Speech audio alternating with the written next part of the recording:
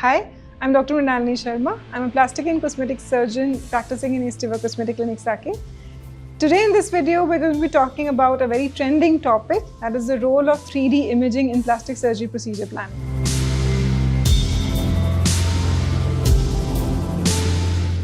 So 3D imaging is gaining increasing popularity among all our patient groups when they are considering a plastic surgery procedure. All of them want to know how they would look like after the procedure beforehand, and increasingly want to see the before and after as generated by AI technology. So I would like to share my thoughts on this today. 3D imaging comes in very handy in showing the patient a simile of what the patient might look like after the procedure. So for instance, if a patient comes to me for rhinoplasty and wants to know what are the changes I can create in his nose, then yes, to a certain extent, these techniques of imaging help me to give the patient a semblance of what he or she would look like.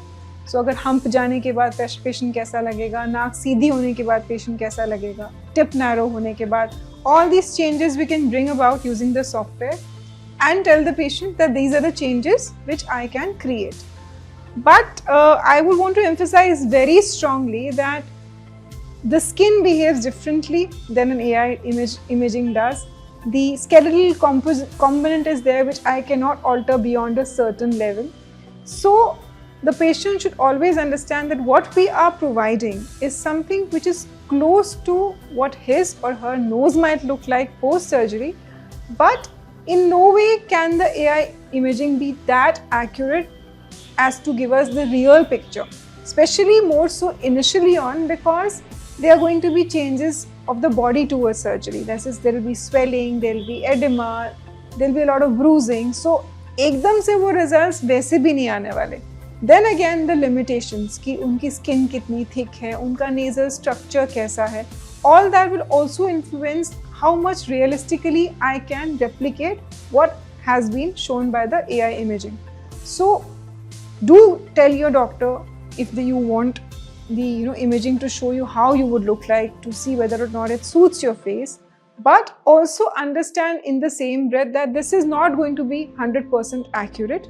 Every patient behaves differently, everybody's skin is different, everybody's healing time is different. So some changes, yes, can be replicated exactly, but the other changes are also with an accuracy of about 70 to 80%. Again, not only in the nose, but in other areas also, like people use this for imaging of the breast, imaging of the face. So it can give you an estimate as to what kind of an implant is needed to create certain kind of look, or what kind of a fat grafting, or how much filler, where the filler needs to be placed to give the face a certain kind of a look. Again, as in the breast also, sometimes the implant size which is being shown by the AI imaging is not really accurate, and those changes can be brought about by a smaller or a bigger implant. Now this is also because we have to take into consideration other factors like the patient's chest width. So what I'm trying to tell you is that there are a lot of factors which come into play where how the results of plastic surgery are going to finally show in the patient. So we can just give you a guide or a simile of what can happen or what is expected, never give you a guarantee that this is the result. So be very sure that the plastic surgeon has planned something which is good for you, is trying to recreate what he or she is showing you on the AI, but to probably blame the plastic surgeon later on that no, I did not get 100% accuracy is something which is to be refrained from. And you should always go with the desire to see what things can look like, not really insist on the fact that this exactly should be reproduced. Overall, AI is a very good tool to help us to explain to patients how their bodies would change, how their look would change when they undergo surgeries like breast augmentation or rhinoplasties, or say a chin implant or facial fat grafting.